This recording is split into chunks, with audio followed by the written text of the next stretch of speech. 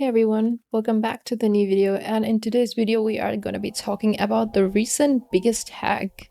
So we're talking about NPM. Yeah, it got compromised and one of the NPM packages got compromised called Axios, which we use a lot. We use NPM a lot. We know that we use NPM install all the time in our daily tasks. Okay, so as we know, Axios is the most popular JavaScript HTTP client library with over 100 million weekly downloads. And on March 30, 2026, Step Security identified two malicious versions of the widely used Axios HTTP client library published to NPM. So basically, this version, Axios 1.14.1 and Axios 0.30.4, if you have it installed, assume your system is compromised. This is crazy. It's basically a freaking malware and it has control over your system. So there are 0 lines of malicious code inside Axios itself, and that's exactly what makes this attack so dangerous. Both poison releases inject a fake dependency, and the name of that fake dependency is plain crypto.js 4.2.1. So we have the attack timeline here as well, but we're going to look at that first. Let's talk about how the attack works. Step 1 is maintainer account hijack. Basically, the one who publishes and updates the code on GitHub, his account got compromised. So if you go to the official Axios GitHub, you will see there are a number of contributors here, and apparently this is the guy whose account got hacked, sadly. Now you must be wondering how his account is hacked. Like, he's a security guy, we all focus too much on security.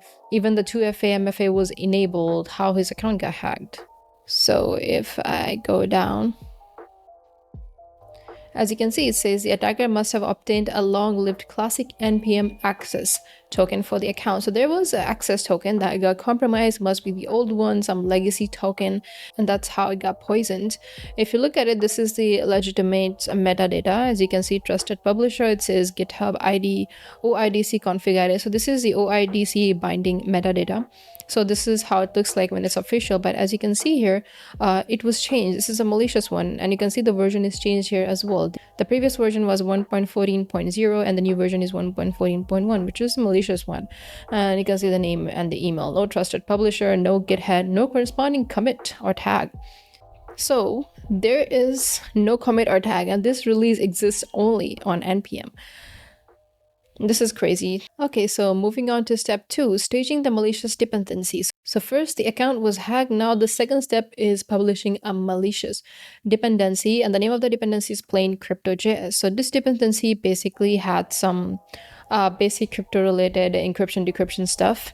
So if I just let's Google it up, guys. So if you look at this package, this is the actual crypto.js dependency, and this is the legit one. This is a JavaScript library for crypto standards. So what the attacker did is basically created a copy of this dependency and called it plain crypto.js. Okay, so people didn't notice that. Seems legit. Installing this with npm install. Let's go back. So a complete file level comparison between plain crypto.js 4.2.0 and plain crypto.js 4.2.1 reveals exactly 3 differences. Every other file, all 56 crypto source files, readme and lessons, and the docs is identical between the 2 versions. As you can see here, except there was just one line that made the difference. Let me show you that one line. So this is the contents of the package.md file, and this is normal, but the malicious one has this one line. Let me show you. As you can see, it says malicious, the one that was uploaded by this account.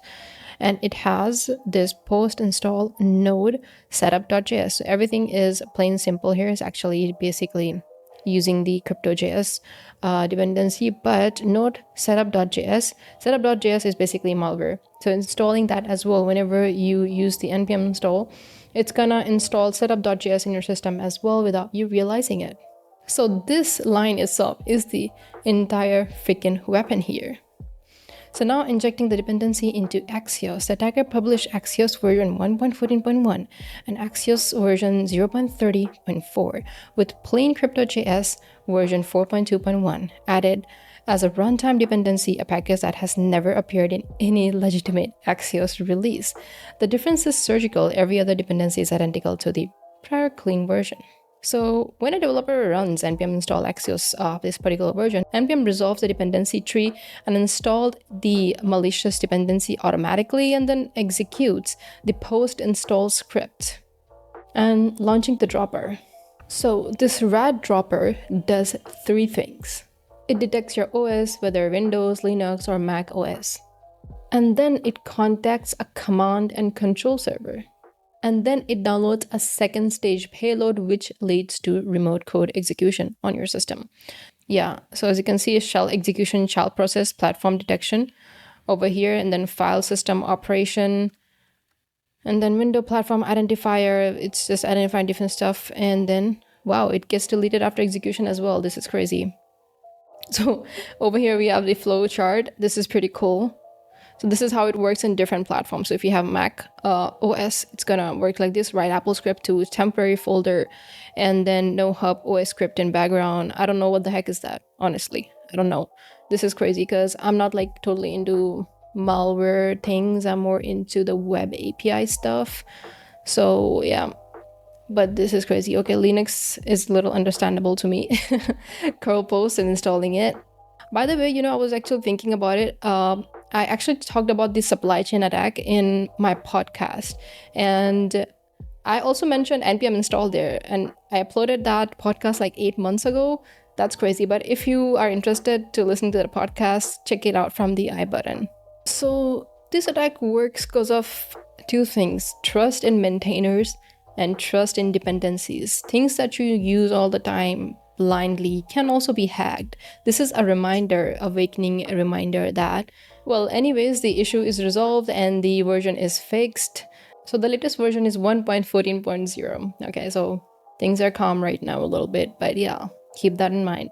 So yeah, that's it for this video. Also, just wanted to remind you guys that I have my members only videos available. So if you're interested into live bug bounty hunting, live approaches on targets, and how I hunt, you can check out the members only video from the link in the description. Okay, so I'll see you there, and thank you so much for watching. Don't forget to like and subscribe, and I'll see you in the next one.